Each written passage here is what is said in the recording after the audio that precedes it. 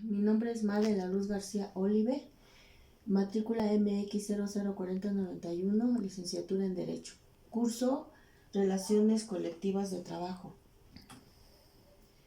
En este proyecto integrador, de acuerdo a los temas más relevantes del curso de Relaciones Colectivas de Trabajo, es importante que de manera general se mencione sobre los derechos de los trabajadores determinados por la ley y las autoridades encargadas de impartir justicia laboral.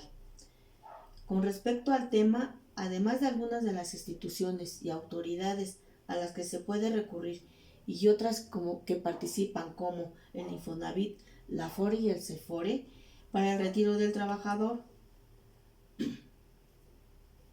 en el trabajo es necesario definir el trabajo como Soto 1993, no como una simple inclinación instintiva, sino la decisión consciente y libre de voluntad de realizar una de las funciones esenciales de la existencia, y por ende la ley determina como una de las garantías que proporciona al hombre la oportunidad de mejorar su calidad de vida, y que a su vez este proceso no se debe realizar en libre albedrío, ni de las personas ni de los que ofertan el empleo. Es por ello que existen las normas que verifican en actividad humana para condiciones que sean equitativas para las partes involucradas, es decir, entre el empleado y el patrón.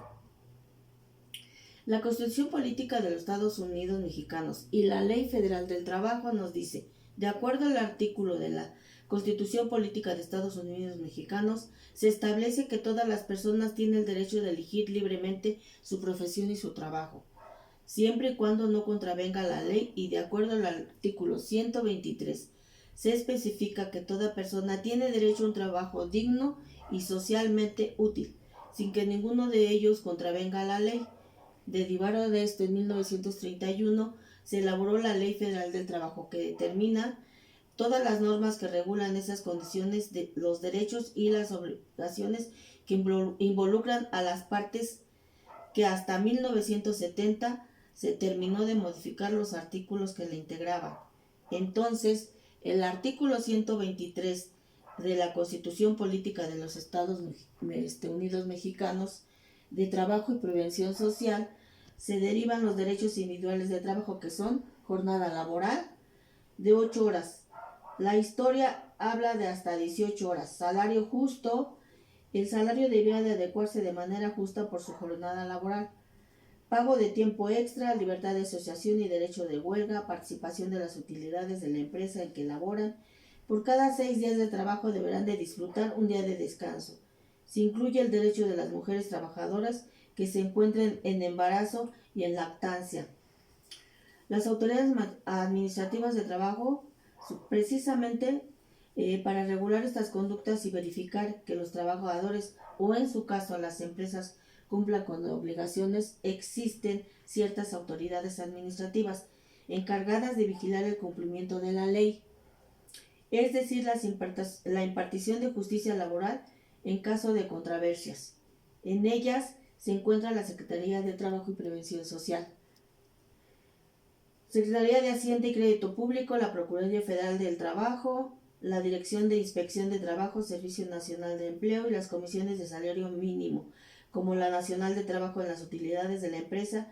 Finalmente, el Jurado de Responsabilidades. La Secretaría de Trabajo y Prevención Social nos dice, es una dependencia de gobierno que se encarga de los asuntos respecto de vigilar las disposiciones y cumplimientos del artículo 123 de la Constitución Política de Estados Unidos, así como la Ley del Trabajo y demás reglamentos. Fortalecen los factores de producción a la ley, lo relativo a los contratos de la nacionales de los extranjeros, promulga y formula según la Ley de Trabajo en materia de contratos, promueve la productividad, vigila el funcionamiento del Servicio Nacional del Empleo, coordina y vigila la Junta de Conciliación y Arbitraje en el ámbito federal. Las juntas de conciliación y arbitraje son autoridades jurisdiccionales porque básicamente esta autoridad interviene en caso de demanda por parte del trabajador. Es decir, la jurisdicción es la manera en la que el Estado actúa de acuerdo al derecho porque aplica la norma en un caso concreto es la manera en la que para administrar justicia las autoridades ejercen la aplicación de las normas.